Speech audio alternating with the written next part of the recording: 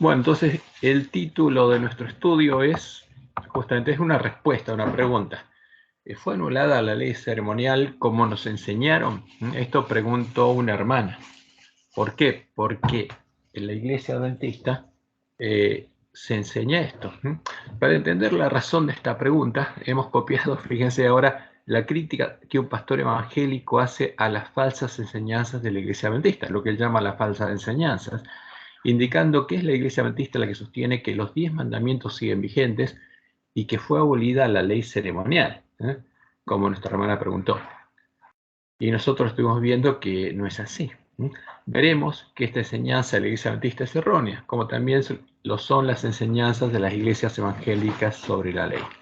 Entonces, este hermano se llama Eric Lyons y tiene su ministerio. Entonces, es un pastor evangélico. Y al final del artículo que copiamos está la dirección de internet. Entonces, él se pregunta, ¿qué ley fue abolida? Y vamos a leer lo que escribió. Existe mucha confusión en el mundo religioso concerniente a la ley espiritual a la que el hombre está sujeto hoy. Algunos dicen que la ley antigua todavía rige, toda la ley. Otros dicen que la mayor parte fue abolida, pero que una parte de la ley todavía está en efecto. Muchos simplemente escogen leyes de ambos testamentos y cumplen solamente las que les parecen atractivas. Y fíjense lo que afirma él. Una gran parte de la confusión moderna en cuanto a la ley antigua y la nueva es el resultado de las falsas enseñanzas de la Iglesia Adventista del Séptimo Día. Este grupo, muy evangelístico, enseña que los 10 mandamientos todavía están en vigencia en el tiempo actual. Fíjense, y él dice que no. Aunque la mayoría de cristianos está de acuerdo que el Nuevo Testamento declara explícitamente o implícitamente 9 de los 10 mandamientos, y por ende están en vigencia hoy porque también son parte de la nueva ley. Los adventistas del séptimo día enseñan activamente que los 10 mandamientos, especialmente el mandamiento de observar el día de reposo sabático, Éxodo 28, son parte de la ley incambiable de Dios. Pone ahí la cita, la referencia a la página oficial de los adventistas del séptimo día. Entonces, ¿qué dice él? Fíjense lo que dice. Que ellos dicen que 9 de los mandamientos son parte de la nueva ley, o sea que la ley fue cambiada. Y hay una nueva ley que tiene solo 9 de los anteriores 10 mandamientos. Pero eso es interesante, porque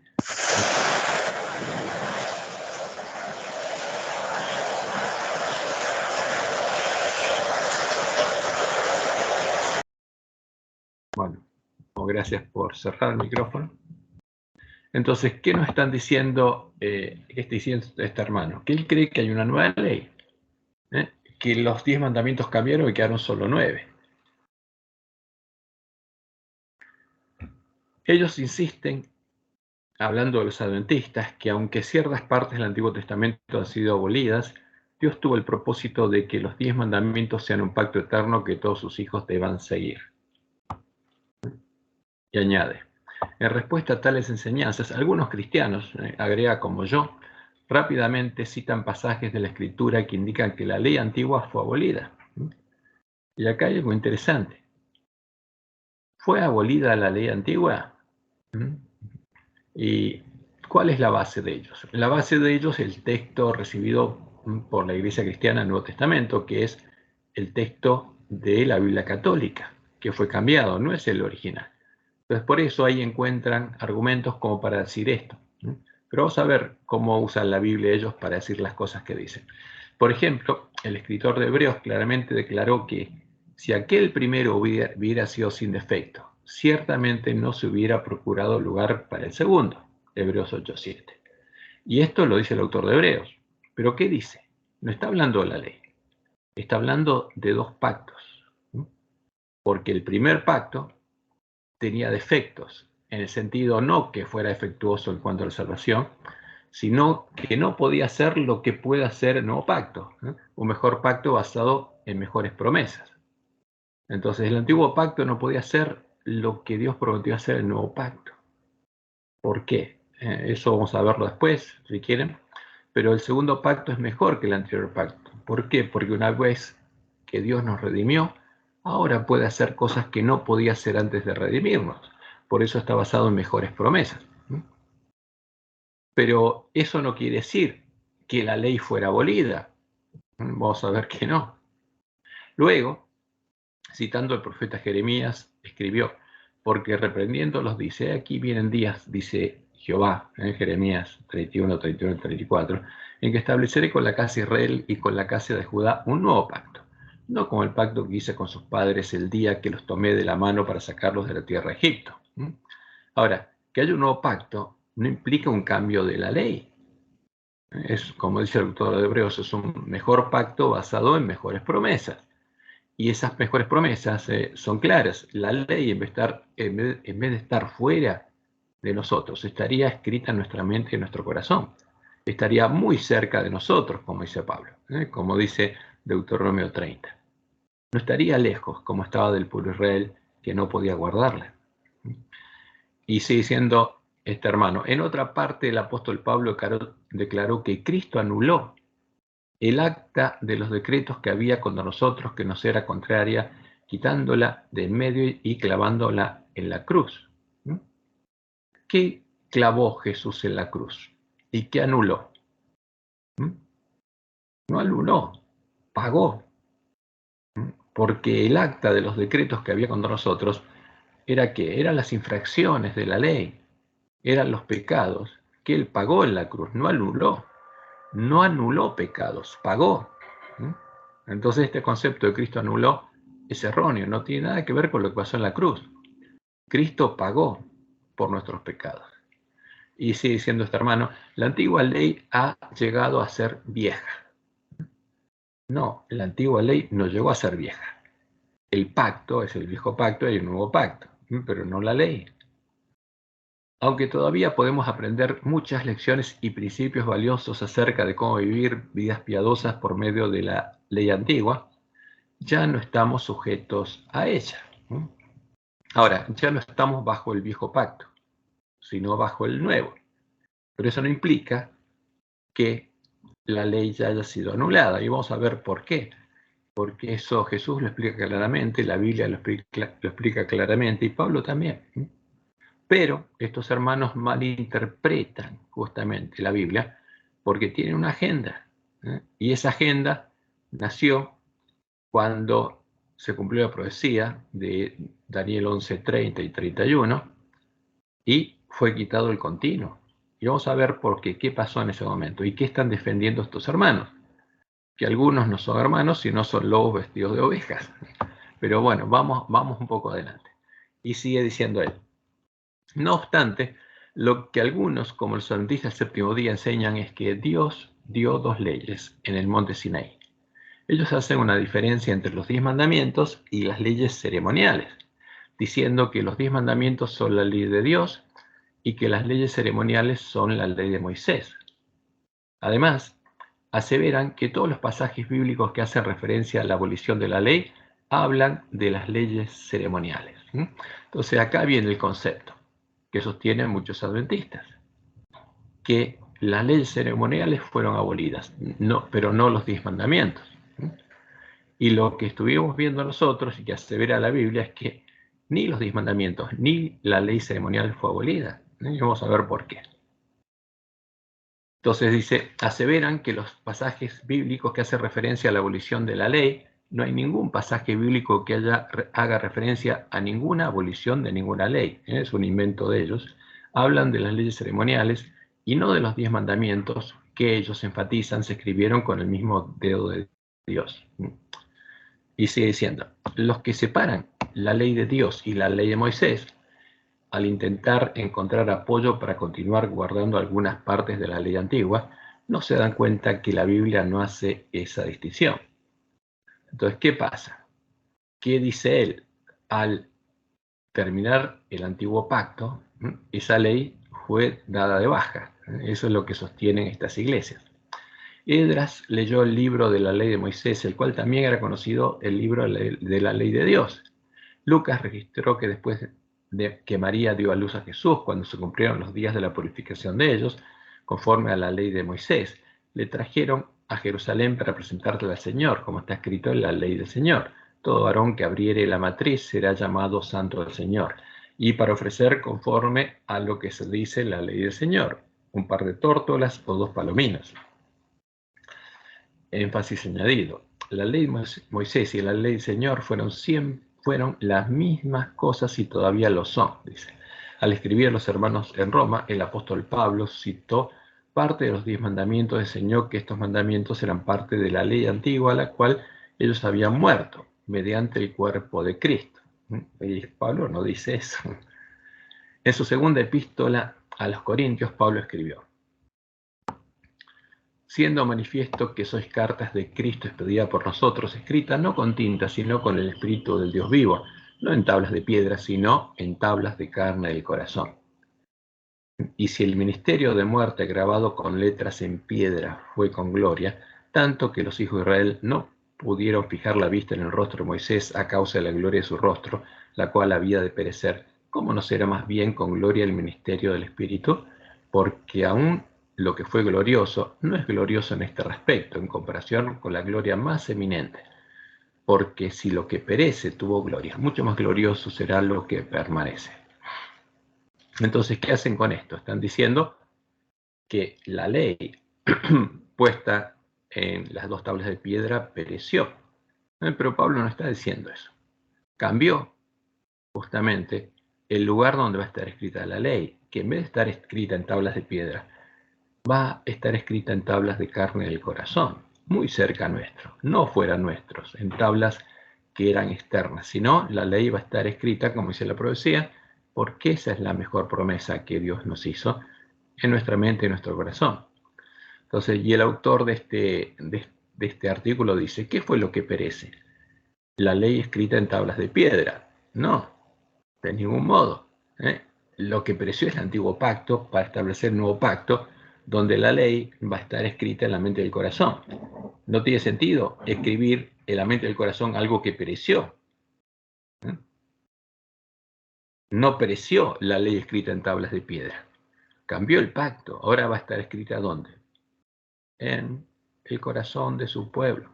¿Cuál fue la ley en las tablas de piedra que se le dio a Moisés en el monte Sinaí? Los 10 mandamientos.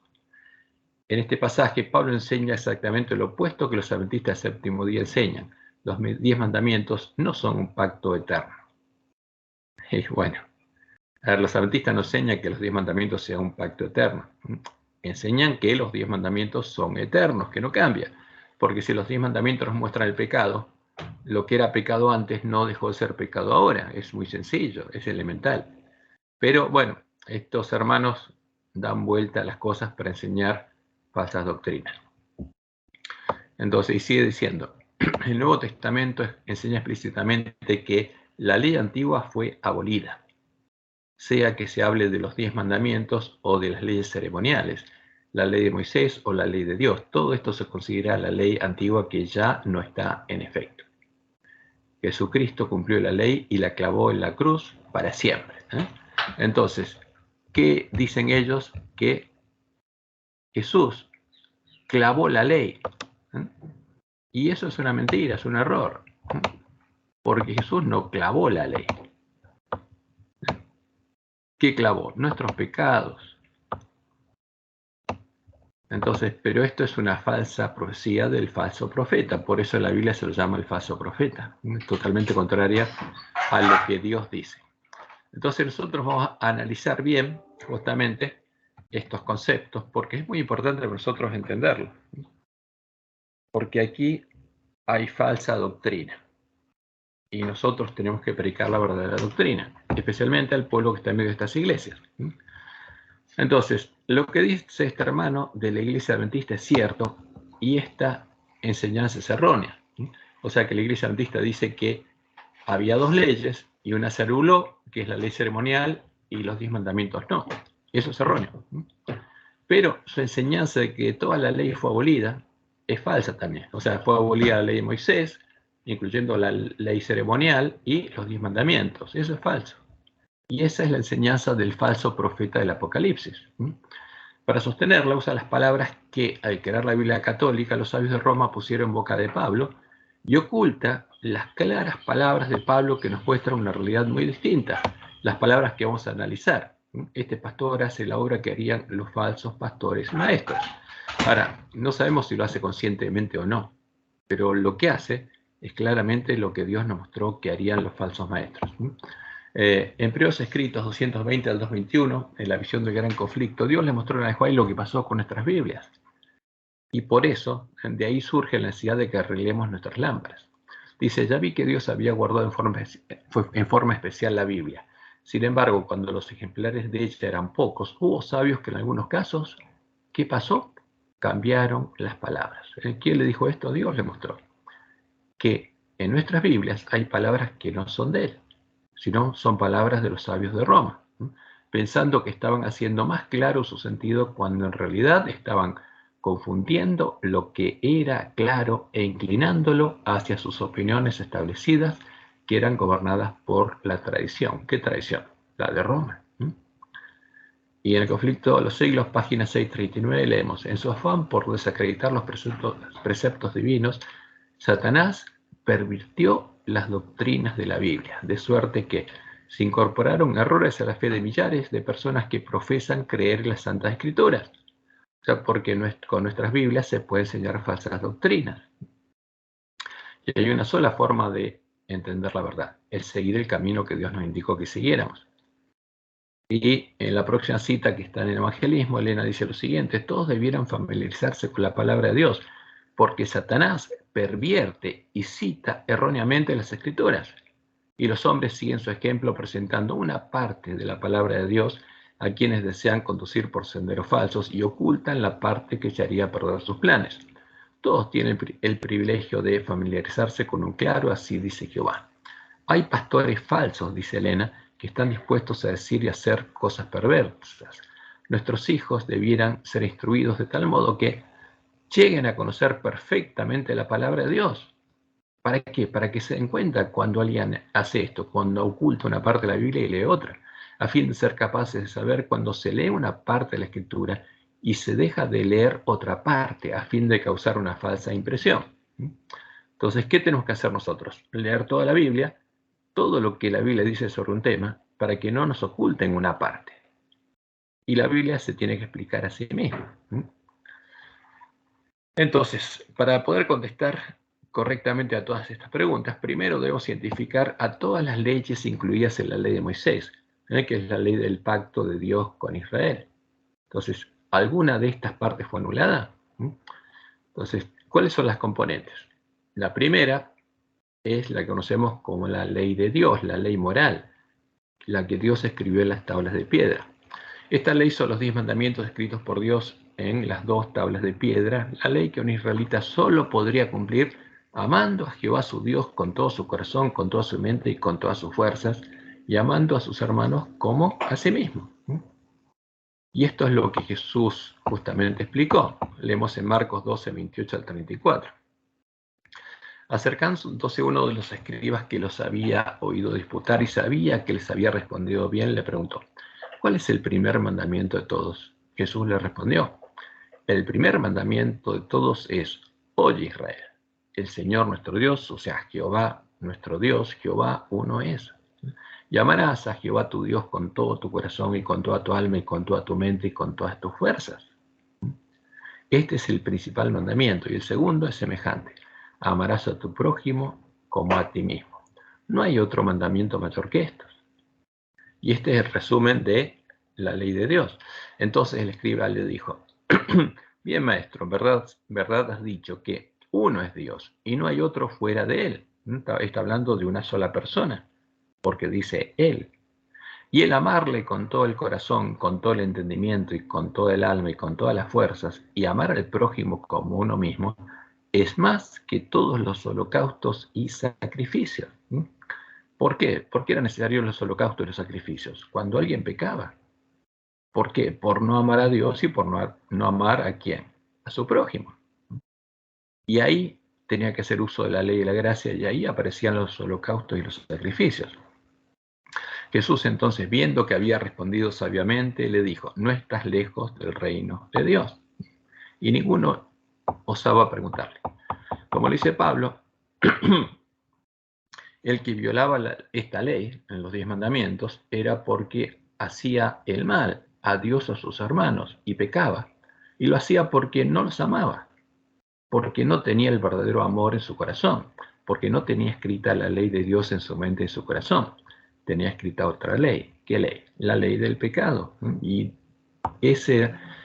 justamente en las acciones que sacaba el mal de su corazón, se veía eso. Ahora, en Romanos 13, del 8 al 10, Pablo dice lo siguiente: no debáis a nadie nada, sino el amaros unos a otros, porque el que ama al prójimo ha cumplido la ley. El que ama ha cumplido la ley. ¿Por qué? Porque no adulterarás, no matarás, o sea, no le hagas mal al prójimo, porque el que adultera le hace mal al prójimo.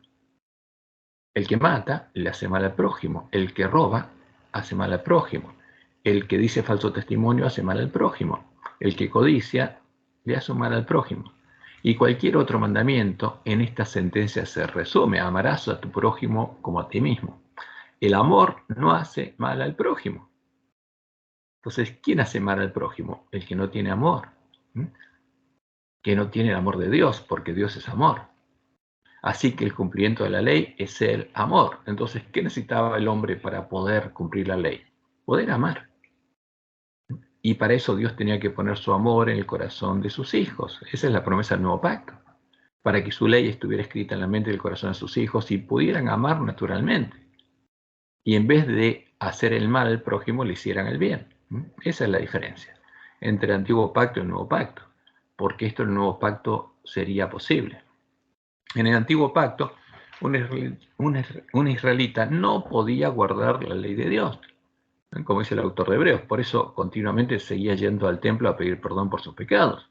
Los 10 mandamientos le mostraban el pecado y Dios había provisto una solución para este problema. La solución provista en la ley de la gracia, incluida en la ley ceremonial, en la que eran necesarios holocaustos y sacrificios.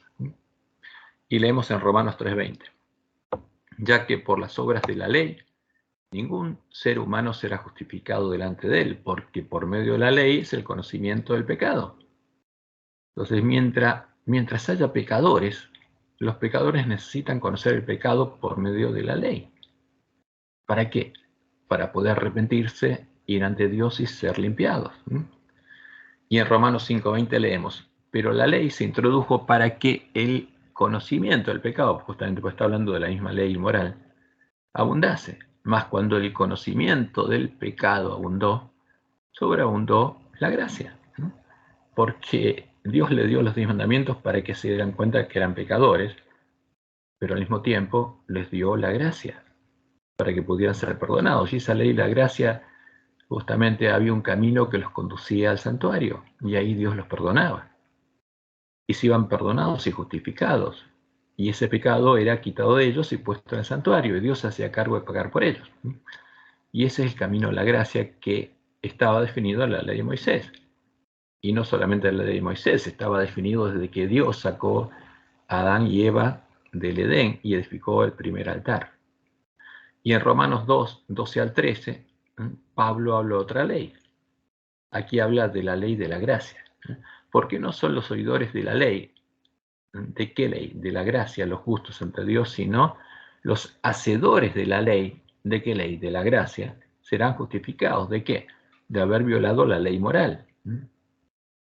Pero en nuestra Biblia, como el que la tradujo, aquel que Roma llama San Jerónimo, Jerónimo de Estridón, era un filósofo que no era un cristiano verdadero y no era judío tampoco, ni conocía la ley de Dios. Cuando hizo la traducción, por ejemplo, de las cartas de Pablo, como no podía distinguir entre las diferentes leyes a las que hacía referencia Pablo, mezcló todo.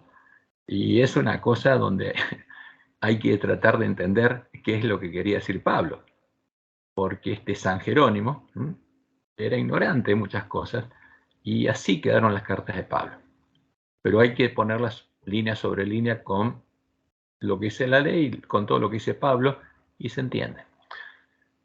Entonces, a estas declaraciones les agrega justamente estas declaraciones. Por ejemplo, pone acá que es la ley de la gracia, las agregamos debido a la lamentable traducción de San Jerónimo, traducción que tenía un objetivo, reflejar las doctrinas de Roma. El secretario del Papa Dámaso, por su desconocimiento de las diferentes leyes de las que hablaba Pablo. La ley moral no puede ser anulada porque ya no habría conocimiento del pecado y no podríamos arrepentirnos de nuestros pecados ni hacer uso de la ley de la gracia en el tiempo del nuevo pacto. Pero vemos, por ejemplo, aquí en 1 Juan, que el pueblo se estaba, justamente, la ley seguía funcionando para el pueblo. ¿Por qué? Porque se da cuenta de sus pecados, si no, ¿cómo sabrían que habrían pecado? 1 Juan 1, del 8 al 10. Si decimos que no tenemos pecado, nos engañamos a nosotros mismos y la verdad no está en nosotros. Si confesamos nuestros pecados, ahora, ¿cómo llevan a conocer los pecados? Por la ley moral, que no había cambiado. Si confesamos nuestros pecados, Él es fiel y justo para perdonar nuestros pecados y limpiarnos de toda maldad. ¿Por qué? Porque no solamente estaba el perdón de los pecados, sino ahora en el nuevo pacto, Dios había prometido limpiar a su pueblo de la maldad, de la ley del pecado que tenía escrita en la mente y el corazón. Si decimos que no hemos pecado, le hacemos al mentiroso y su palabra no está en nosotros. Entonces, eliminar la ley de Dios tiene el objetivo de ¿qué? Fíjense, nuestros hermanos dicen que la ley de Dios fue eliminada y que fue clavada en la cruz. Entonces, ¿qué pasa? ¿No hay más pecado? Entonces vamos a la segunda parte, porque en la ley de Moisés lo primero que conocemos todos es que está los 10 mandamientos, la ley moral. Pero también estaba la ley ceremonial. Y la ley ceremonial está asociada a la ceremonia de santuario y las fiestas solemnes de Jehová, a través de las cuales se hacía efectiva la ley de la gracia, la ley mediante la cual el pueblo de Israel obtenía el perdón de sus pecados conscientes y de ignorancia, junto con la salvación y la vida eterna, porque ellos eran justificados por la fe en la promesa de Dios, como dice Habacuc, porque siempre justo por la fe vivirá. Entonces, Dios les perdonaba el pecado a los que hacían uso por fe de la ley y la gracia y confesaban sus pecados conscientes, y en el día de la expiación eran limpiados de los pecados de ignorancia. Y por supuesto, todos ellos tenían la salvación y la vida eterna. Todos alcanzaron la salvación y la vida eterna por la fe, aunque, a diferencia del nuevo pacto, no fueron transformados a imagen de Jesús, como dice Pablo en Romanos 28. Ahora, entre las leyes que están dentro de la ley ceremonial, podemos identificar, primero, la ley de la gracia, que establecía el camino que el pecador debía seguir para obtener el perdón de sus pecados durante el continuo y la expiación, porque la ley moral le mostraba los pecados. ¿Y ahora qué hacía el pecador? Había un camino que lo llevaba al santuario y tenía que seguir ese camino, como Jesús lo enseñó. Tenía que reconciliarse primero con su hermano, tenía, como dice Levítico 6, reparar el daño que le había hecho un hermano, y después tenía que llevar su ofrenda, después restablecer el vínculo con su hermano y reparar lo que había hecho, ir a la presencia de Dios y obtener el perdón de los pecados. Ese era el camino de la ley de la gracia. Y tenía que hacerlo durante el continuo, antes que llegue a su fin el continuo, antes que el día 9 del mes séptimo se cerrara la puerta de la gracia y llegara el día de la expiación.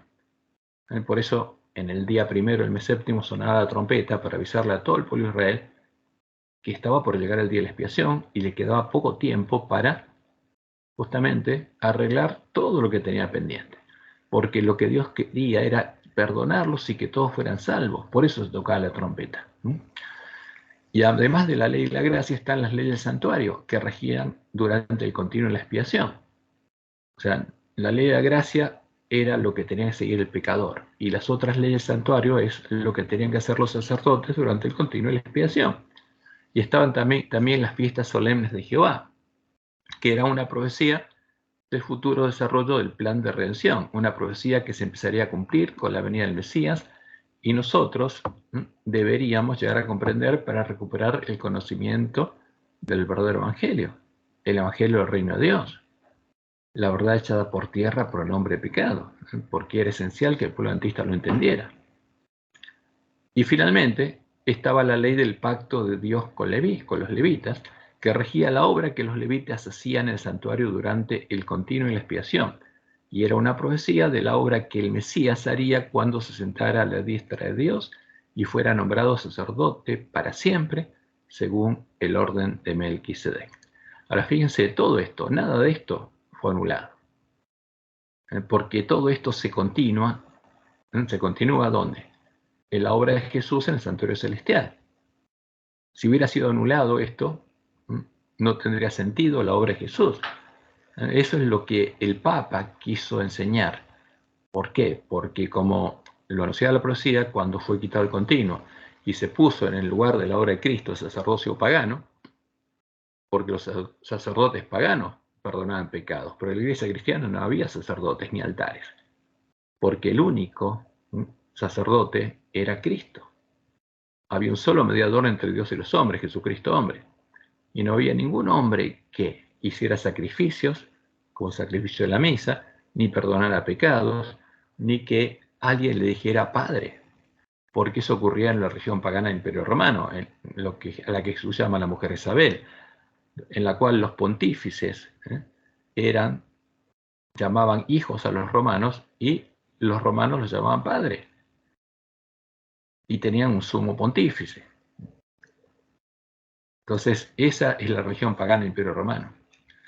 Y que leemos justamente la profecía, Salmo 110 del 1 al 4. Jehová dijo a mi Señor, Salmo de David, siéntate a mi diestra hasta que ponga a tus enemigos por estrado de tus pies. Jehová enviará desde Sión la vara de tu poder, domina en medio de tus enemigos. Tu pueblo se te ofrecerá voluntariamente en el día de tu poder, en la hermosura de la santidad. Desde el seno de la aurora tienes tú el rocío de tu juventud. Juró Jehová y no se arrepentirá. Tú eres, ¿qué cosa? Sacerdote para siempre, según el orden de Melquisedec. O sea, pero ese sacerdocio, ¿qué reglas iba a seguir? La establecíase la ley, porque la ley y la gracia no cambió, simplemente cambió el lugar donde tenemos que ir. Entonces, en vez de ir al templo de Jerusalén, de donde Dios retiró su presencia, había que ir ¿a dónde? Había que ir directamente a Dios por medio de la oración, como Jesús enseñó. Entonces, cuando Jesús dijo que ni una jota ni una tilde pasarían de la ley hasta que todo lo anunciado fuera cumplido, se estaba refiriendo a las profecías de la ley ceremonial, la ley que él había venido a cumplir. Por eso, el que dice que la ley ceremonial fue anulada está muy equivocada, porque esa es la profecía que se tiene que cumplir. Anular la ley ceremonial implica anular el Evangelio, anulando y dejando de lado la obra de Cristo, que es lo que el hombre de pecado quiso hacer cuando por él fue quitado el continuo. Entonces, por eso hay que tener mucho cuidado, porque cuando en la iglesia se enseña que la ley ceremonial fue anulada, se enseña un error, porque Jesús dijo que ni una jota ni una tilde pasaría de esa ley hasta que todo lo anunciado fuera cumplido. Y él vino a cumplirlo. Por eso él dijo, no penséis que he venido a abrogar la ley de los profetas, no he venido para abrogar, sino para cumplir. ¿Qué cosa? La ley y los profetas. Porque de cierto os digo que hasta que pasen el cielo y la tierra, ni una jota ni una tilde pasará de la ley hasta que todo se haya cumplido. Porque todo lo que está anunciado ahí tiene que cumplirse, porque está anunciado de forma simbólica y tiene que haber un evento real con el cual se tiene que cumplir. Ahora, estas leyes se empezaron a cumplir ¿cuándo? En el año 31 después de Cristo, cuando se empezaron a cumplir las fiestas solemnes de Jehová de primavera. Y, fíjense, primero, en el día de la Pascua murió el Cordero de Dios. Entonces, ¿qué pasó ahí cuando murió el Cordero de Dios? ¿Por qué murió? Porque tenía que cumplirse la profecía de todos los sacrificios que había y holocaustos que había, ofrendas que había en el santuario, porque era un símbolo de Cristo. Entonces, cuando Jesús murió, lo que estaba en pie dejó de estar en pie, porque una profecía cuando se cumple, se cumplió, ya no es más profecía, es un hecho. El hecho real, lo real, reemplazó a lo simbólico. Y entonces, a partir de ese momento, no era necesario más sacrificios. Pero las leyes del santuario siguieron funcionando. ¿Con qué? Ahora con el verdadero sacrificio. Y Jesús reemplazó a los sacerdotes y entró en el santuario celestial ¿con qué? Con su propia sangre, como entraron los sacerdotes, para oficiar en favor nuestro. Entonces las leyes no cambiaron. Simplemente lo real reemplazó a lo simbólico. ¿Y cuándo ocurrió? Exactamente en la fiesta de Pascua, como estaba anunciado. Ahí murió el Cordero de Dios, con lo que significaba que muriera el Cordero de Pascua. Porque Dios iba a hacer algo similar a lo que pasó en Egipto cuando murieron cuando estableció la primera Pascua, y el padre de familia sacrificaba el cordero, lo asaba, preparaba la cena de Pascua, su casa la limpiaba de levadura, pintaba justamente los postes y el dintel de la puerta de su casa con la sangre del cordero, para que los que entraran en esa casa, después de lavarse y estar vestidos y preparados para la liberación, comieran la cena de Pascua, cordero asado con hierbas amargas y panes de levadura, y fueran liberados de Egipto. Todo eso era un símbolo de lo que pasaría cuando muriera el Cordero de Dios. Y Dios abriera la puerta de su casa, porque cuando murió el Cordero de Dios, se abrió la puerta de la casa de Dios, porque el pueblo de Dios iba a empezar a entrar a la casa de Dios. Y en la fiesta de las primicias, resucitó el Cordero de Dios y se sentó ante su Padre con las primicias de los muertos. Y se empezó a cumplir la profecía. No fue anulada, se empezó a cumplir. Y en la fiesta de Pentecostés, Jesús llevó a su Padre las primicias de la cosecha de trigo, que eran panes cocidos con levadura. Simbólicamente, el pueblo de Israel tenía que cocer en su casa 2 panes cocidos con levadura y llevarlos al templo, porque era un símbolo de lo que iba a pasar. Y Jesús llevó panes cocidos con levadura a sus discípulos, a la casa de su Padre, para que él empezara a transformarlos a su imagen, en los panes de la proposición de Dios a su pueblo. Panes sin levadura y ungidos con aceite, porque la proposición de Dios es transformar estos panes con levadura en panes que sean como Jesús, panes sin levadura y ungidos con aceite. Esa es la promesa de Dios, representada en el santuario. Y todos los símbolos del santuario tienen un significado muy claro en el Evangelio del Reino de Dios. Y ahí empezó a cumplirse la profecía. Y Jesús empezó a oficiar como nuestro sacerdote, sentado a la diestra de Dios, en el nuevo templo. El templo, como anunciaba la profecía, él edificaría. Y estas profecías se terminarían de cumplir en el tiempo de la última generación, en las fiestas solemnes de Jehová de otoño. Por eso esto no se anuló. Y el pueblo adventista lo había entendido, porque por eso se dio cuenta que el día de la expiación caía ¿qué día? El día 10º del mes séptimo. Y por eso llegaron a la fecha del 22 de octubre de 1844, aunque no habían entendido correctamente todas las fiestas. Entonces, en el antitipo del día 1 del mes 7, en la fiesta de las trompetas, justamente empezaría a sonar la trompeta en Sión, porque eso denuncia la profecía, tocar trompeta en Sión, ¿dónde? En medio del pueblo de Dios, no afuera. Y se escucharía el clamor de medianoche que despertaría a las vírgenes dormidas. Y esa profecía se tiene que cumplir. Ahora, ¿qué anuncia este sonido de trompeta? Está por llegar el día de la expiación, ¿para quién? Para el pueblo de Dios, y en este caso para el pueblo de la iglesia adventista de la última generación, y que ese pueblo se tiene que preparar. Porque en el antitipo de la puesta del sol del día 9 del mes 7, ¿qué va a ser? Ahí sería quitado el continuo. ¿Cuándo? Y será quitado el continuo cuando llegue el día, justamente la puesta del sol del mes 7, del día 9 del mes 7. Ahí va a ser quitado el continuo, como dice la profecía de Daniel 12. Desde que sea quitado el continuo, ¿quién lo va a quitar? Dios lo va a quitar, porque eso pasa en su pueblo. Porque Daniel 12 no habla de la obra del hombre de pecado, sino habla de la obra de Dios en el tiempo de la última generación.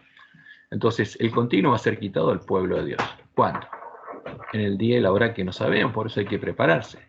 Y ahí va a llegar el día de la expiación para la última generación de la iglesia remanente, cuando Jesús va a confesar delante de su Padre y de sus ángeles a los 144.000 vencedores que habrán recibido el sello de Dios.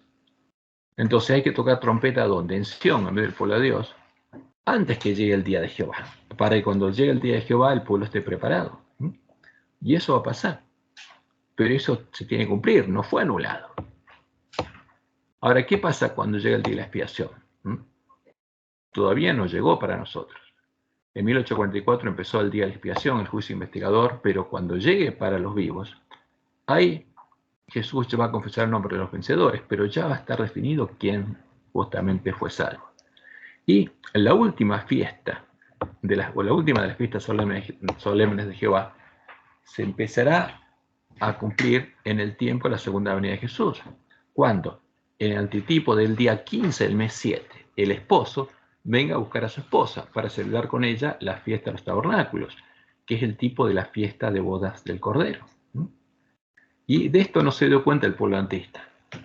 porque ellos pensaron que Jesús venía el día 10, pero no se dieron cuenta que en las fiestas solemnes de Jehová, después del día 10 hay un periodo de 4 días hasta que llegue el 15. Y la fiesta de bodas del Cordero, que es el antitipo de la fiesta de los tabernáculos, empieza ahí. Y el esposo viene el primer día a buscar ¿a quién? A su esposa, para llevarla a la fiesta de bodas del Cordero. Entonces, las fiestas solemnes de Jehová anunciaban el desarrollo del plan de redención. Y como Jesús también anunció en el Apocalipsis todas las cosas que iban a pasar y nos dijo, bienaventurado el que lee, los que oyen y guardan las cosas justamente escritas en la profecía, porque son las cosas que Dios mandó revelar para anunciarle a sus siervos, a nosotros, las cosas que deben suceder pronto y las cosas que nosotros tenemos que hacer, que guardar, para prepararle el camino a la segunda venida de Jesús. Entonces, fíjense que las fiestas de primavera ocurrieron, ¿cuándo? Cuando Dios trajo a su Cordero y cargó en el Cordero los pecados de todos nosotros. Eso ocurrió el día 14, el mes 1, en la Pascua. Ahí murió el Cordero de Dios. Y estuvo muerto hasta que llegó el día de las primicias. Y en el primer día de la semana resucitó y llevó las primicias con él. Y después volvió y estuvo con los discípulos 40 días explicándoles lo que no habían entendido, abriéndoles entendimiento y sembrando la semilla del reino. Hasta que después de los 40 días ascendió. Después las primicias más 40 días ascendió. Y hubo 8 días en que ellos se tuvieron que preparar. Y en Pentecostés comenzó la lluvia temprana, porque ellos entraron al reino de Dios. El reino de Dios vino a ellos, nacieron de Dios y empezaron a recorrer el camino angosto que lleva a la vida, siguiendo las pisadas de Jesús. Y empezaron ellos a ejercer el ministerio de la reconciliación, porque todo el que recibía la lluvia temprana, como dice Pablo en Romanos 10, era enviado a predicar el Evangelio y a sembrar. Y todo el que creía recibía la lluvia temprana. Y esto duró, como dice la profecía, mientras Dios sostuvo a su iglesia al desierto por 1260 años, hasta que el lugar santuario de Dios y la verdad fueron echados por tierra al fin del siglo XIII. Y cuando el hombre pecado echó por tierra el lugar santuario de Dios, asesinando a todo el remanente de la iglesia primitiva y la verdad, se perdió el conocimiento que tenía la iglesia primitiva, y a partir de ahí el pueblo de Dios estuvo sin semilla y sin lluvia. Primero en el tiempo de Sardis, en medio de Roma, donde estaba el pueblo de Dios, creyendo que era cristiano, teniendo un hombre que vivía pero estando muerto porque no conocía la verdad. Y después, cuando Dios levantó la iglesia de Reforma, esa iglesia salió en busca de la verdad con sus lámparas en sus manos. Y tendría que completar esa obra, como Dios le dijo a la Juárez, para que se produjera el verdadero reavivamiento de la piedad primitiva. Pero los últimos remanentes de Filadelfia, que eran las vírgenes, se dormirían y llegarían a estar en la condición del ángel de la Odisea, desventurados, miserables, pobres, ciegos y desnudos. ¿Hasta qué? Hasta que algo pasara y Dios actuara, como le mostró a Elena de Juárez su primera visión, y se escuchara el clamor de medianoche y las vírgenes se despertaran. Y ahí se escucharía el sonido de trompeta. Entonces el antitipo del día 1 al mes 7 es cuando se escuchara el clamor de medianoche en medio de las vírgenes y las vírgenes se despertaran, arreglaran sus lámparas, vieran iluminado el camino a la ciudad de Dios, como Dios le mostró a Elena de Juárez en su primera visión, y empezaran a recorrerlo. Porque al final del camino llegarían a la ciudad de Dios, serían hechos parte del templo de Dios y recibirían el sello de Dios, y después de eso Jesús confesaría sus nombres en las bodas. ¿Y qué nos manda Dios a hacer? A sembrar, como a los discípulos, a sembrar el Evangelio. Y hay que sembrar y hay que darle alimento a tiempo a nuestros hermanos porque el tiempo es corto. ¿Por qué? Cuando llegue el antitipo el día 9 del mes 7 va a ser quitado el continuo. Se va a cerrar la puerta a las vírgenes insensatas. Y después va a llegar el día de la expiación para el pueblo de Dios y Jesús va a confesar el nombre de los vencedores delante de su Padre y sus santos ángeles, como parte de su esposa, de los vencedores. Y ellos van a quedar sin mancha delante del trono de Dios porque van a ser perdonados incluso de sus pecados de ignorancia.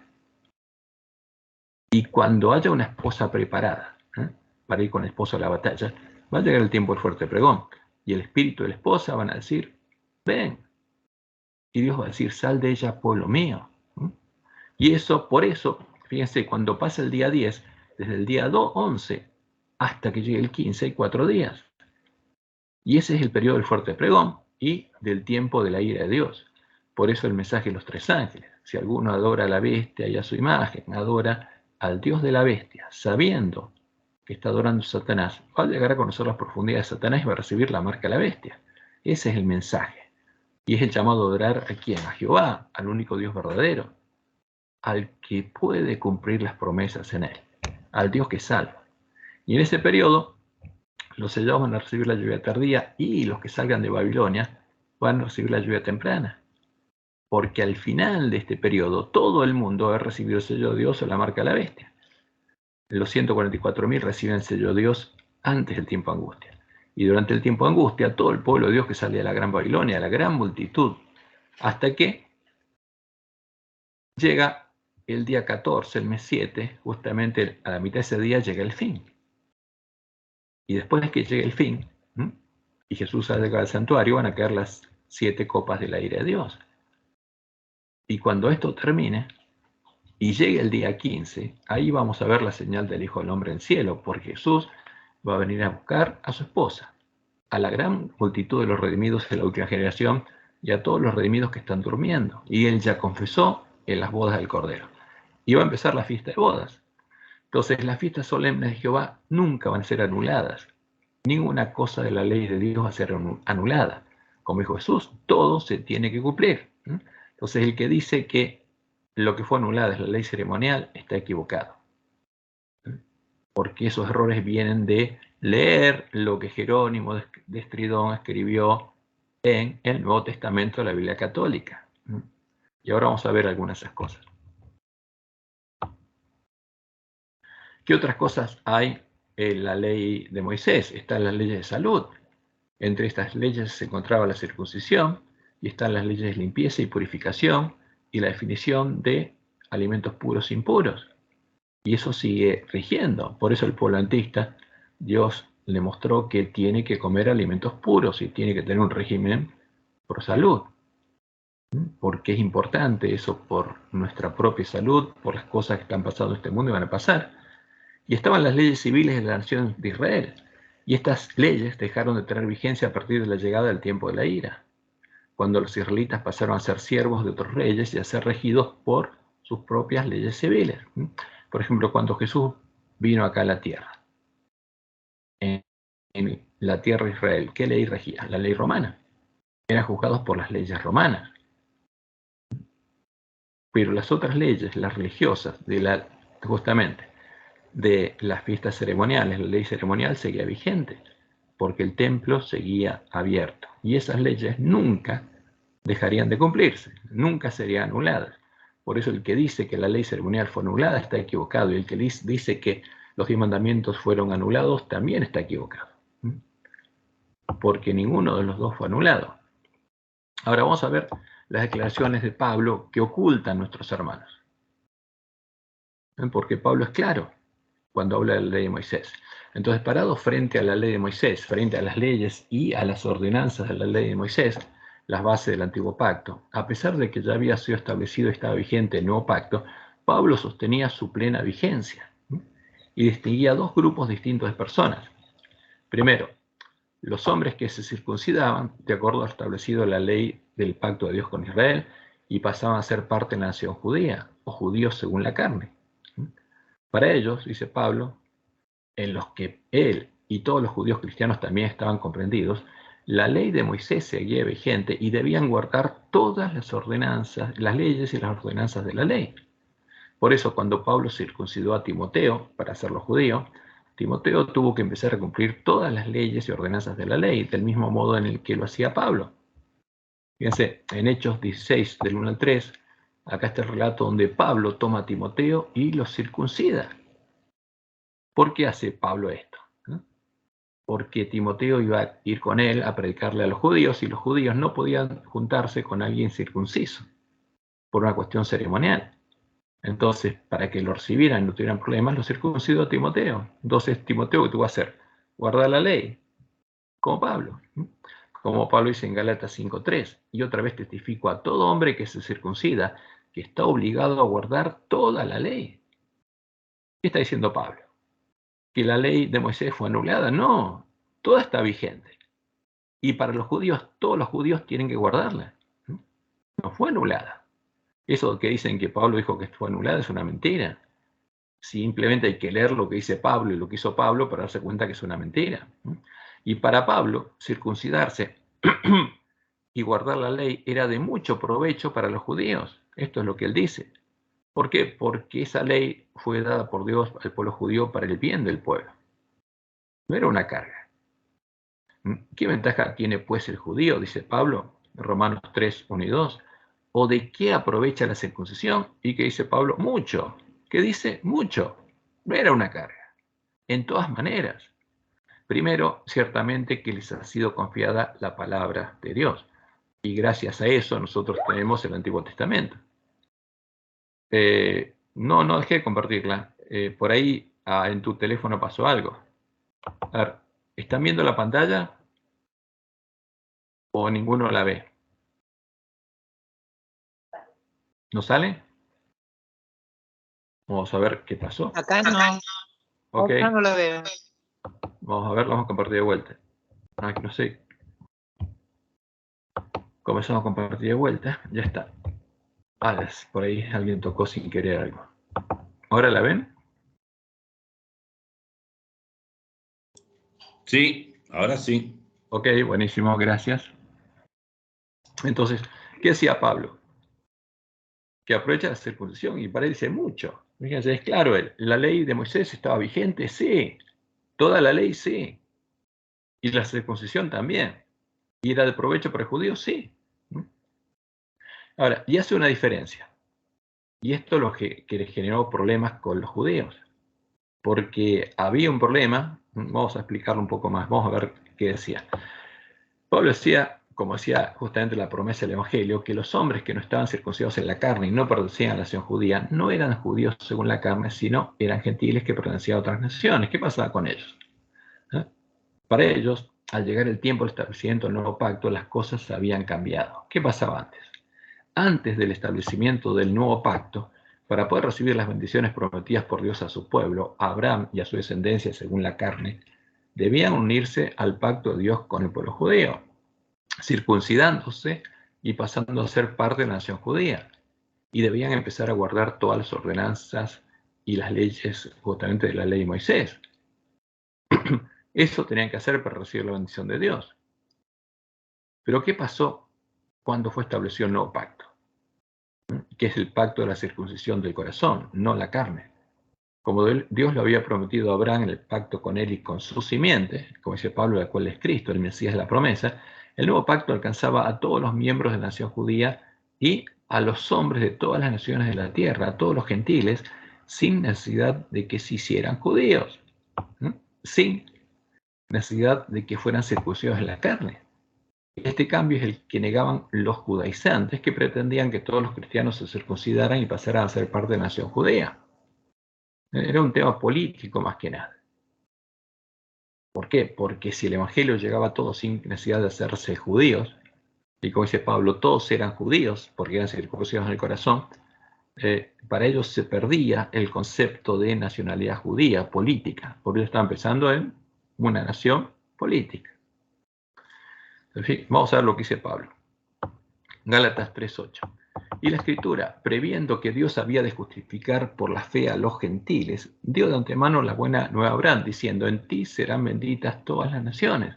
¿No? O sea que la bendición se esparce ahora a todas las naciones, sin necesidad que los gentiles sean judíos. Y en Gálatas 3:29 dice, y si vosotros sois de Cristo, ciertamente el linaje de Abraham sois y herederos según la promesa. ¿A quién se lo dice? A los gentiles. Le está diciendo, ustedes son hijos de Abraham por la fe. Y en Gálatas 6:15 leemos, porque en Cristo Jesús ni la circuncisión vale nada, ni la incircuncisión, sino una nueva creación. ¿Por qué? Porque ahora hay un nuevo tipo de judío, dice Pablo. Y ese nuevo tipo de judío está caracterizado por la circuncisión del corazón. Porque no es judío el que lo es exteriormente, ni es la circuncisión la que se hace exteriormente, en la carne, sino que es judío el que lo es en el interior, y la circuncisión es la del corazón, en espíritu, no en letra, la alabanza del cual no viene de los hombres, sino de Dios. Entonces, ¿qué está hablando acá Pablo? De judaísmo. ¿Qué está diciendo? Porque la religión de Pablo no cambió, es la misma, porque no cambió el Dios de Pablo. Simplemente que el Dios de Pablo ahora está cumpliendo las promesas que le hizo a Abraham. Entonces, para ellos no cambiaron de religión, no tenían otro Dios, era la misma religión. Pero ahora, el que era judío no era el que estaba circuncidado justamente en la carne, sino el que estaba en el corazón, porque un judío circuncidado en la carne, si no aceptaba la promesa de Dios, no era parte del nuevo pacto, y no era judío en el nuevo pacto. Pues no es judío el que lo es exteriormente, ni es la circuncisión la que se hace exteriormente en la carne, sino que es judío el que lo es en el interior, y la circuncisión es la del corazón, en espíritu, no en letra, la alabanza del cual no viene de los hombres, sino de Dios. Esto era lo importante, haber nacido de Dios, y ser hijo de Dios, y ser parte del reino de Dios. Ahora, ¿qué pasaba con todos los circuncidados en el corazón? Los judíos y los gentiles circuncidados en el corazón empezaban a tener escrita la ley de Dios, el amor de Dios en sus corazones. Y como también lo indica Santiago, como fruto de la verdadera fe, empezaban a guardar perfectamente las ordenanzas de la ley de Moisés y la ley de Dios, lo que no podían hacer los judíos que solo estaban circuncidados en la carne. Fíjense lo que dice Pablo en Romanos 2, 25 al 27. Pues en verdad, la circuncisión aprovecha si guardas la ley. Al judío, la circuncisión le sirve de algo si guarda la ley. Si solo circuncide y no guarda la ley, ¿de qué le sirve? De nada. Pero si eres transgresor de la ley, tu circuncisión viene a ser incircuncisión. Sí, pues, el incircunciso guardare las ordenanzas de la ley. ¿Qué hacían los incircuncisos? Los cristianos que eran circuncidados en el corazón. ¿Guardaban la ley? Sí, eso está diciendo Pablo. Sí, pues, el incircunciso guardare las ordenanzas de la ley, no será tenida su incircuncisión como circuncisión. Y el que físicamente es incircunciso, pero guarda perfectamente la ley.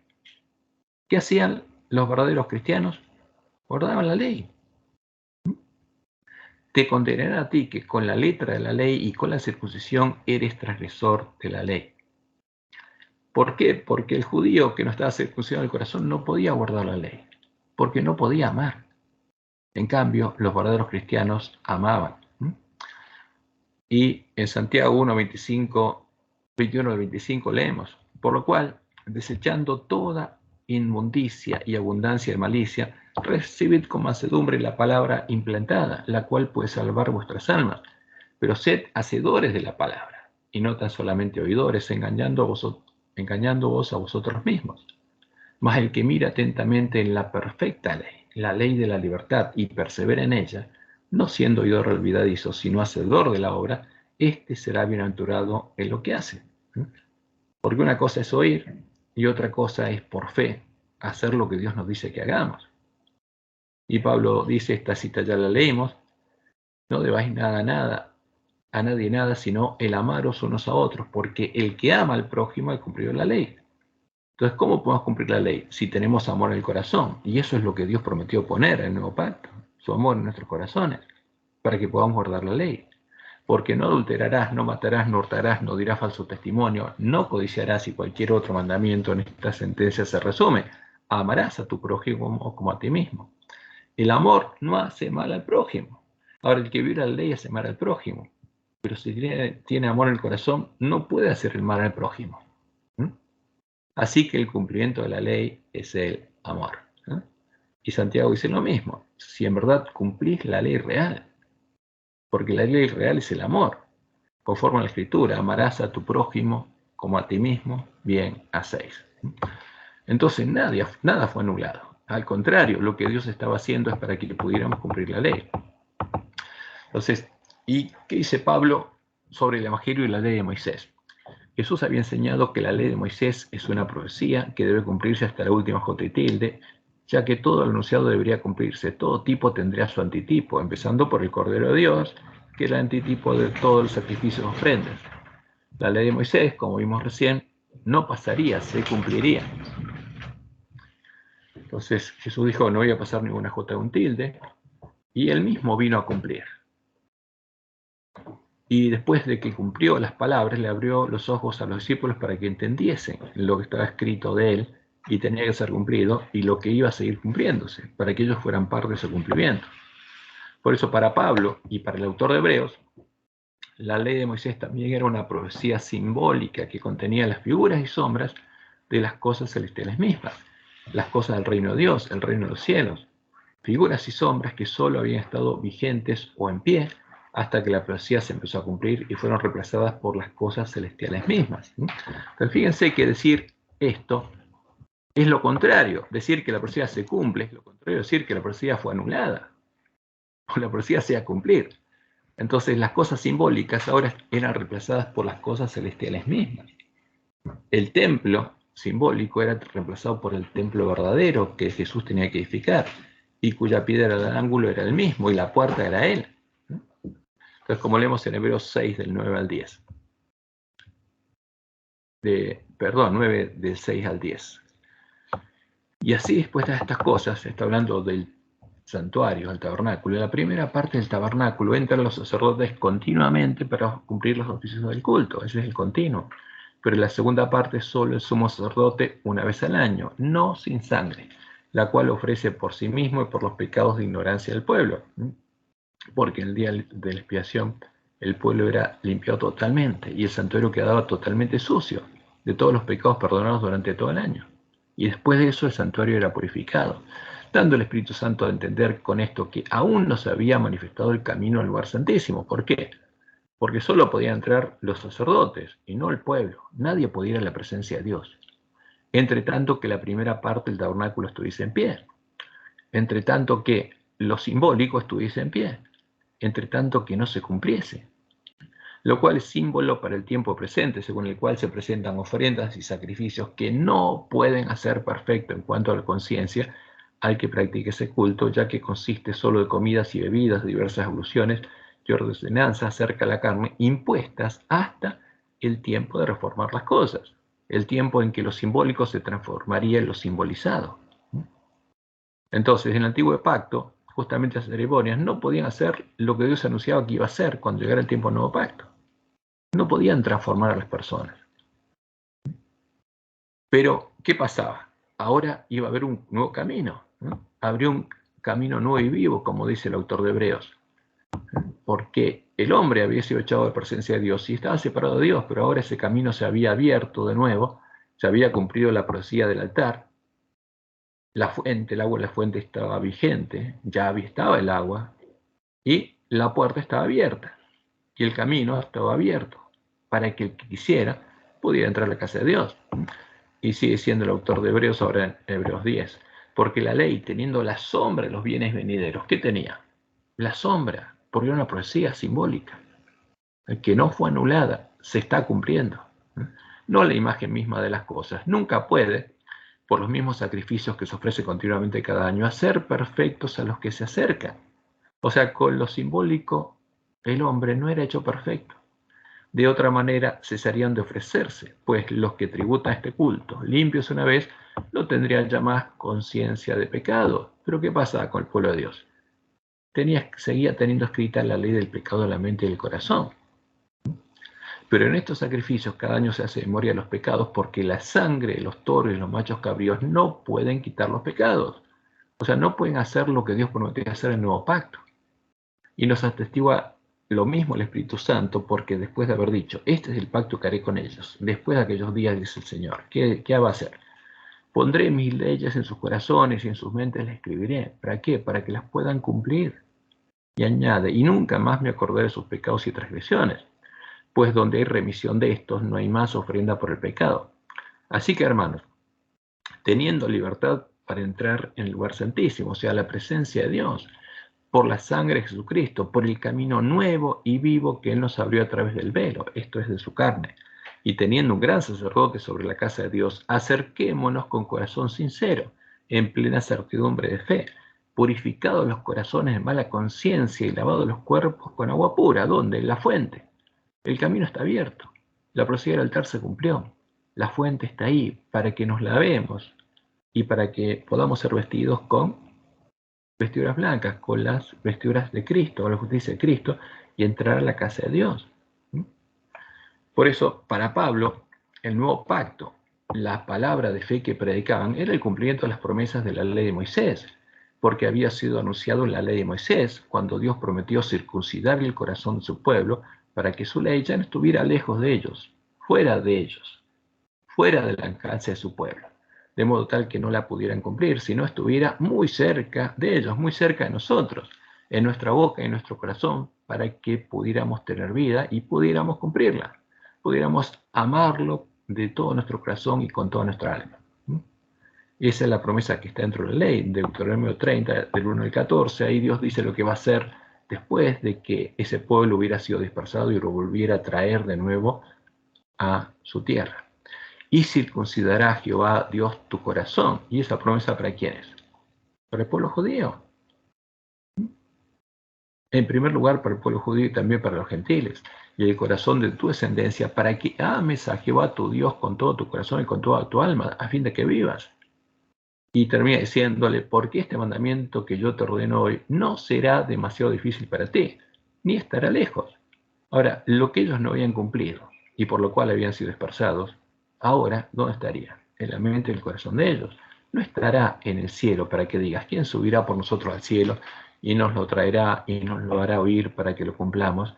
Ni estará al otro lado del mar para que digas, ¿quién pasará por nosotros el mar para que nos lo traiga y nos lo haga oír a fin de que lo cumplamos?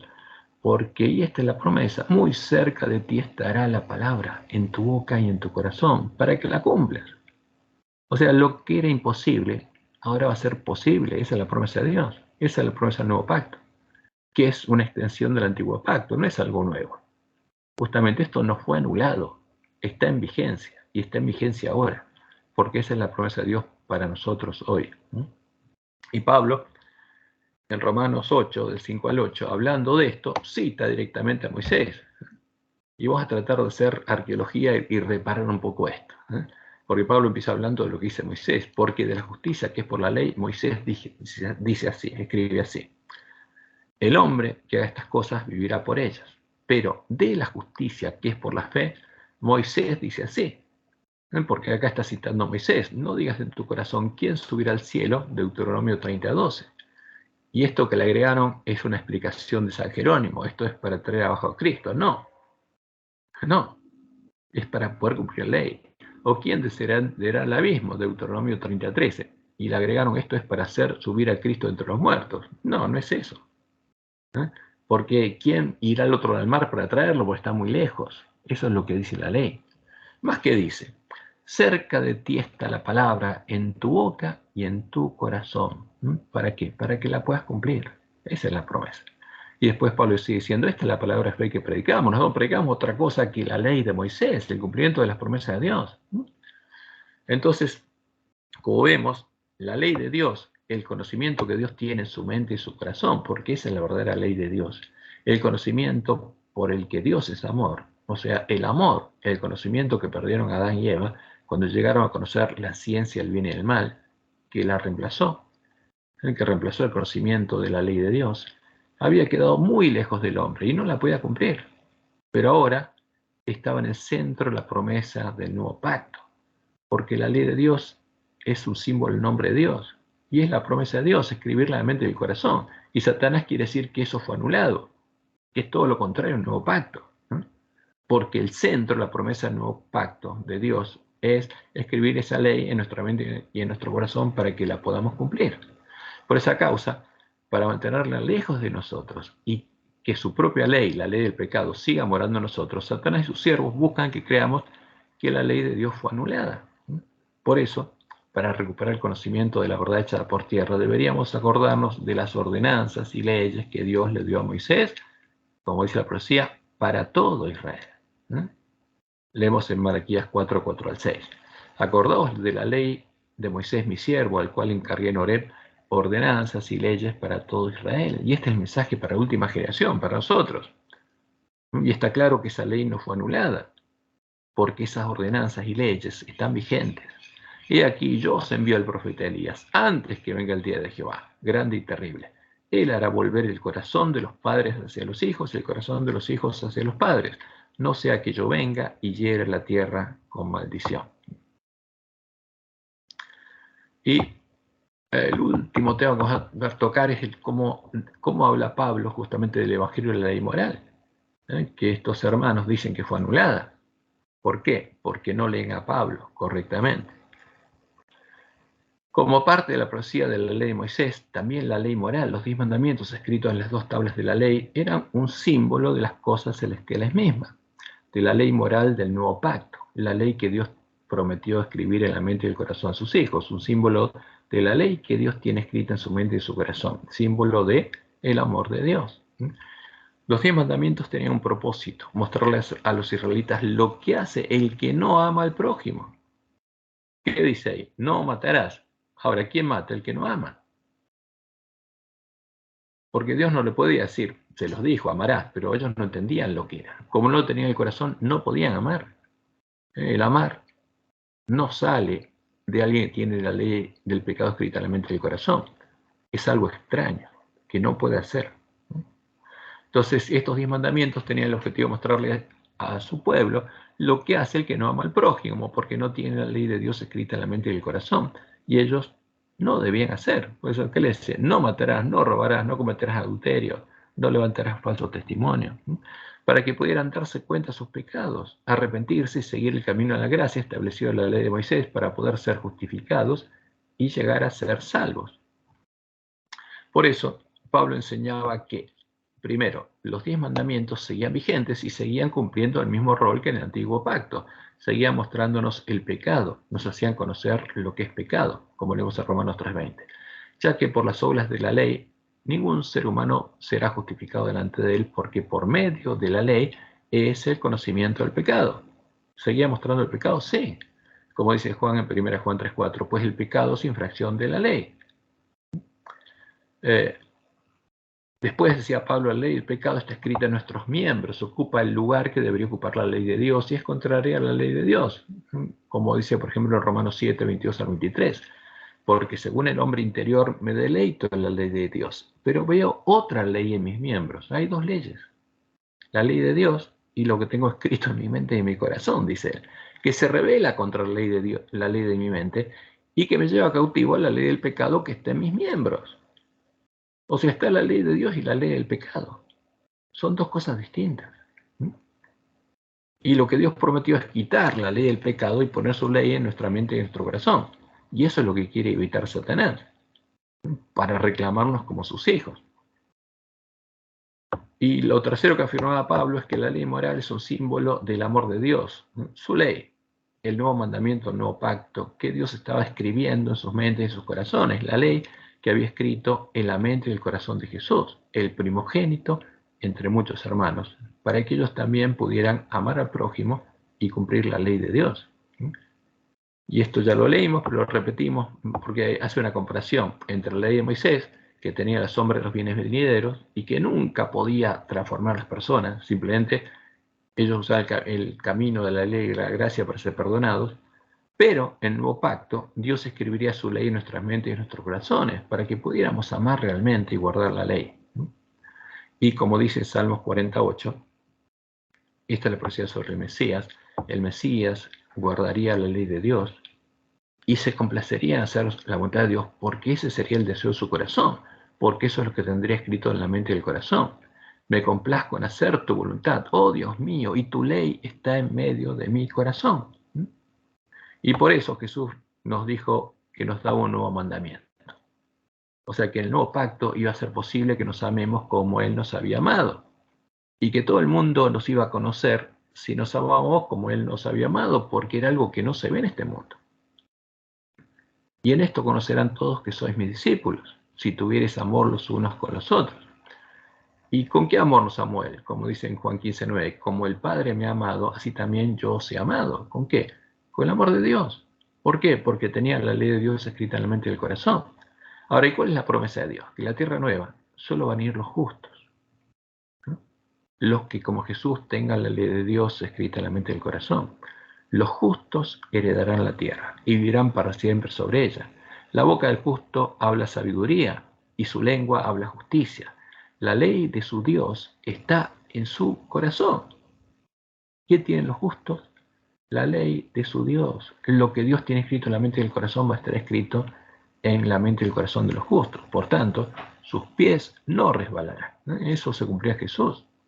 Se cumplía la iglesia primitiva y se va a empezar a cumplir en los 144.000 sellados del pueblo de Dios.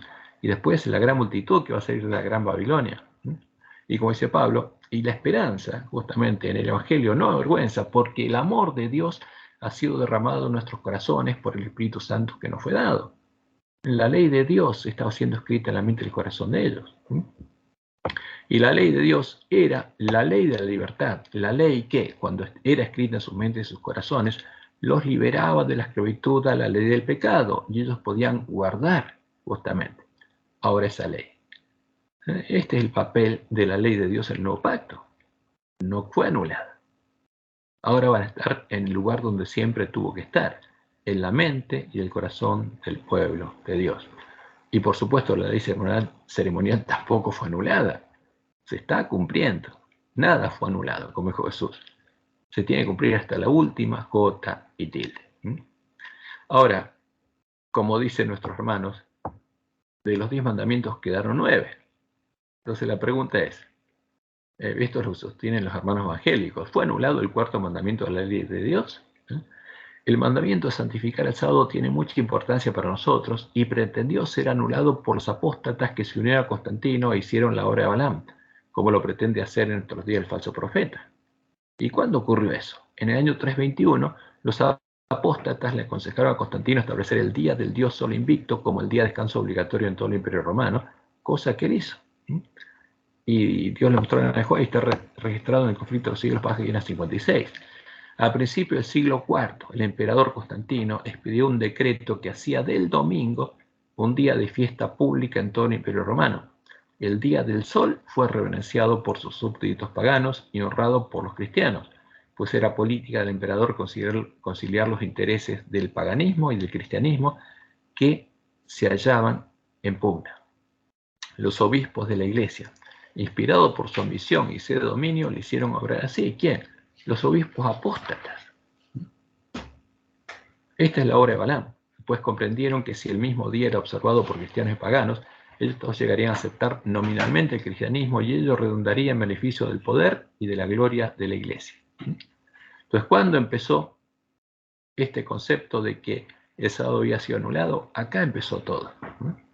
Fíjense que el 7 de marzo del año 321, Constantino decretó lo siguiente: en el venerable día del sol. ¿De quién? Del sol, del dios de Roma, el dios de la fortaleza, que los magistrados y las gentes residentes en las ciudades descansen y que todos los talleres estén cerrados. En el campo, sin embargo, que las personas ocupadas en la agricultura puedan libremente y legalmente continuar sus quehaceres, porque suele acontecer que otro día no sea apto para la plantación o de viñas o de semillas, no sea que por descuidar el momento propicio en que Baal, ¿qué hace Baal? Bendice a las siembras, justamente la liberalidad del cielo se pierda. Esto es lo que dice este edicto. Y a partir de ese momento, los apóstatas, después de hacer que Constantino hiciera esto, empezaron a adorar en domingo. A partir de ese momento, Silvestre I, el que llegaría a ser el primer obispo de Roma, que también sería sumo pontífice romano, sumo pontífice de Jezabel, la región pagana del Imperio Romano, y se ceñiría la triple corona pontificia que le daría a Constantino, trasladó el día de descanso del sábado al domingo. Fíjese, esta es la historia de Silvestre. Silvestre nació en el año 270 en Roma y su padre se llamó Rufino. Sucedió como obispo de Roma a San Melquiades el 31 de enero del 314, un año después de que se promulgase el edicto de Milán, por el que los cristianos podían reunirse libremente y predicar su religión. Su pontificado, porque ahora es pontífice, este es el primer pontífice, se caracterizó por la intervención en el gobierno de la Iglesia del emperador Constantino I el Grande. El Papa Silvestre I fue el primero en ceñir la tiara, o triple corona pontificia. ¿Quién la ceñía antes? El sumo pontífice romano. Y el último era Constantino. Entonces, ¿quién le dio esa triple corona? Constantino, junto con el trono del sumo pontífice romano y junto con su autoridad. Y Silvestre I fue el primer hombre de pecado, el que puso ese trono, el trono de Satanás, en la Basílica de Letrán, la iglesia que Constantino lo construyó en Letrán, y se sentó ahí, se ciñó la tiara como el primer hombre de pecado. El primero que se sentó en el templo de Dios como Dios haciéndose pasar por Dios. Este fue el primer apóstata. Y algunos historiadores le atribuyen la institución oficial del domingo como Día del Señor, porque ellos le aconsejaron a Constantino establecer el domingo y empezaron a adorar a quien, al Señor del domingo, a Baal, llamándolo Dios y Cristo, porque eran apóstatas. La religión ahora de ellos era la religión de Jezabel y era sumo pontífice de Jezabel. Entonces fue en ese tiempo que fue quitado el continuo, porque Silvestre estableció ahora el sacerdocio pagano, lo disfrazó de cristiano y empezaron a oficiar las ceremonias paganas. Y los sacerdotes paganos empezaron a perdonar pecados. Y en ese tiempo fue quitado el continuo, como anunciaba la profecía, para poner en su lugar a la abominación desoladora. Y la iglesia caída empezó a enseñar que habían sido anuladas la ley de Moisés y la ley moral para justificar su violación de la ley de Dios. Y empezó a llamar judaizantes a los cristianos que seguían guardando el sábado. Y eso está grabado en la historia. El sínodo de la Odisea empezaron a llamar judaizantes a los cristianos que seguían guardando el sábado. Y como también empezaron a cristianizar las fiestas paganas de Roma y a endechar a Tamuz desde la Cuaresma hasta el domingo de Resurrección. Y era evidente que esa no era la fiesta solemne de Jehová y que ahí endechaban a Tamuz. Para impedir que los judíos y los cristianos siguieran festejando las fiestas solemnes de Jehová en sus verdaderas fechas y se viera claramente la diferencia con las fiestas paganas de Roma, los apóstatas lograron que Constantino prohibiera la difusión de la fecha al comienzo del año del calendario levítico, porque para que no se supiera la fecha de las fiestas solemnes y para que solo quedara las fiestas paganas. Y finalmente, en el año 382, 2 años después de que la Iglesia de Roma se sentara sobre el poder romano para perseguir y asesinar al pueblo que conocía a su Dios, el Papa Dámaso le dio la orden a su secretario, Jerónimo de Estridón, de crear una nueva traducción de la Biblia, que le permitiera combatir la herejía de los cristianos que seguían manteniendo pura la fe de la Iglesia primitiva. Y esa es la Biblia que Lutero sacó de Roma, encontró y sacó de ahí. La Biblia que usa el falso profeta para sostener sus falsas doctrinas, que es la Biblia que usamos nosotros también. Y, por ejemplo, el siguiente texto es un ejemplo, ya que contradice abiertamente las palabras de Pablo que estudiamos, y es usado para decir que la ley moral dejó de tener vigencia y fue clavada en la cruz, que eso es lo que vimos que dice este pastor, y el sábado y la ley ceremonial fueron anulados, porque dice toda la ley fue anulada. El sábado, la ley moral y la ley ceremonial. ¿Y dónde lo encontramos? En Colosenses 2, del 13 al 17. ¿Qué dice ahí? Y a vosotros, estando muertos en pecados y en la incircuncisión de vuestra carne, porque le está hablando a quienes, a los gentiles, os dio vida juntamente con él, perdonándoos todos los pecados, anulando el acta de los decretos que había contra nosotros. ¿Y qué hace el falso profeta? Asocia esto a quién? A la ley de Dios, como que la ley de Dios era contraria al pueblo, que nos era contraria, quitándola de en medio y clavándola en la cruz. ¿Qué dicen? La ley de Dios fue clavada en la cruz y no existe más. Jesús la destruyó, están diciendo. Y despojando a los principados y a las potestades. ¿A quién despojó? ¿A Dios de su ley? ¿O despojó a Satanás y a los demonios de algo? A Satanás y a los demonios. Los exhibió públicamente triunfando sobre ellos en la cruz. Y ahora sigue diciendo, por tanto, nadie os juzgue en comida o en bebida, en cuanto a días de fiesta, luna nueva o días de reposo. Porque esto es lo que pasó ahí en el siglo IV, cuando empezaron a festejar las fiestas paganas. ¿Y qué quería Roma? Anular todo esto. Las fiestas solemnes y las fechas de las fiestas solemnes, la fiesta de la Pascua, etc. ¿Por qué? Porque a lo pagano quería disfrazar lo cristiano y quería que la gente lo acepte como cristiano. Todo lo cual es sombra de lo que ha de venir, pero el cuerpo es de Cristo. Ahora, ¿qué dice acá? Vamos a analizarlo. Si lo ponemos en el contexto de las otras palabras de Pablo, es claro. Colosenses 2.14 que dice, anulando el acta de los decretos que había contra nosotros. ¿Qué hay en contra del pecador? Un acta de violación de la ley, porque pecó. La ley simplemente le muestra el pecado. Ahora, si queremos que eso no sea pecado, tenemos que eliminar la ley, y eso es lo que quiere Satanás. Pero lo que dice Pablo es que Jesús en la cruz cargó nuestros pecados, cargó las actas de los decretos que había contra nosotros. Porque cuando alguien viola la ley, se establece un acta y hay una deuda. Y Jesús la pagó, pagando el acta de los decretos que había contra nosotros. Porque eso es lo que hizo Jesús. No anuló nada, pagó. Porque Él pagó en la cruz. Esto de anulando es incorrecto, porque Jesús no anuló nada, pagó. Porque Dios cargó en Él el pecado de todos nosotros y Él pagó. Entonces, pagando el acta de los decretos que había contra nosotros, que nos era contraria, quitándola, ¿quién? A las actas. Pero ellos quieren poner que quitó la ley de en medio y clavándola en la cruz. Eso es lo que quiere Satanás. Jesús pagó por nuestros pecados. Y esa ley seguía vigente y por eso Jesús intercede por nosotros para que seamos perdonados durante el continuo. Eso es lo que pasó en la cruz. Y esto de nadie os juzgue en comida o en bebida.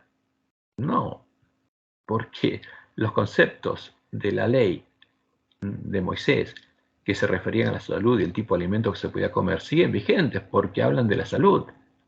No cambia, los alimentos malos no pasan a ser buenos. Y en cuanto a días de fiesta, luna nueva o días de reposo, no. Y no cambió eso. La ley de Dios no cambió.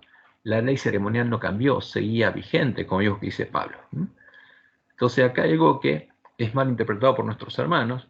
¿Por qué? Porque no lo ponen en conjunto con las otras declaraciones de Pablo. Pero si ponemos línea sobre línea estas palabras con las otras palabras de Pablo y las sujetamos a las palabras de los profetas del Antiguo Testamento, porque como dice Pablo, los profetas están sujetos a los profetas, vamos a darnos cuenta que, primero, lo que quedó clavado en la cruz fueron las actas de nuestras violaciones de la ley, la deuda de nuestros pecados, que fueron pagadas cuando Dios cargó en su cordero los pecados de todos nosotros. No quedó clavada la ley, sino nuestras deudas. Y Él murió pagando la deuda de nuestros pecados, dejándolas clavadas en la cruz. Nuestras infracciones quedaron clavadas y pagadas ahí. De ese modo, despojó a las potestades y principados de las tinieblas de su derecho sobre nosotros, dándonos el derecho a ser libres de la esclavitud del pecado y entrar en el reino de Dios. Porque Él tomó nuestro lugar en el mundo donde vivimos, murió en el atrio, donde tenemos que morir nosotros, para nosotros podamos ser libres, para liberarnos, porque pagó el precio de nuestra redención, y para que podamos, siendo libres, entrar a la casa de Dios por el camino nuevo y vivo. Y lo que dice Colosenses 2:16 parece ser un apócrifo introducido para dar soporte a las nuevas tradiciones de Roma, como los muchos agregados que hay en el Nuevo Testamento de la Biblia Católica, porque es contrario a las palabras de Jesús y a todo lo dicho por Pablo a la ley de Moisés. Entonces, ¿qué podemos decir finalmente? ¿Fue anulada la ley moral? No, de ningún modo. Al contrario, ocupa un lugar más importante en el Nuevo Testamento. Y la ley ceremonial no se está cumpliendo, porque es el anuncio de las profecías del Evangelio del Reino de Dios. O sea, todo se tiene que cumplir, se está cumpliendo. Lo que quiere Satanás es anularnos, dejarnos sin profecía, sin Evangelio, pero eso es un grave error. Entonces hay dos errores. El que predican nuestros hermanos evangélicos, que es peor, y también es un error grave el que se predica en la iglesia adventista diciendo que la ley ceremonial fue anulada. Porque si pensamos eso, nunca vamos a recuperar el conocimiento del verdadero evangelio, el evangelio del reino de Dios, y no lo vamos a poder predicar, y menos por testimonio. Bueno, este es el análisis de esta pregunta, porque la pregunta era esta, y creo que la contestamos. ¿Fue anulada la ley ceremonial como nos enseñaron? Y la respuesta es no, de ninguna manera. Se está cumpliendo y se va a cumplir hasta la última gota y tilde. Y por supuesto la ley de Dios tampoco fue anulada. Lo que era pecado sigue siendo pecado.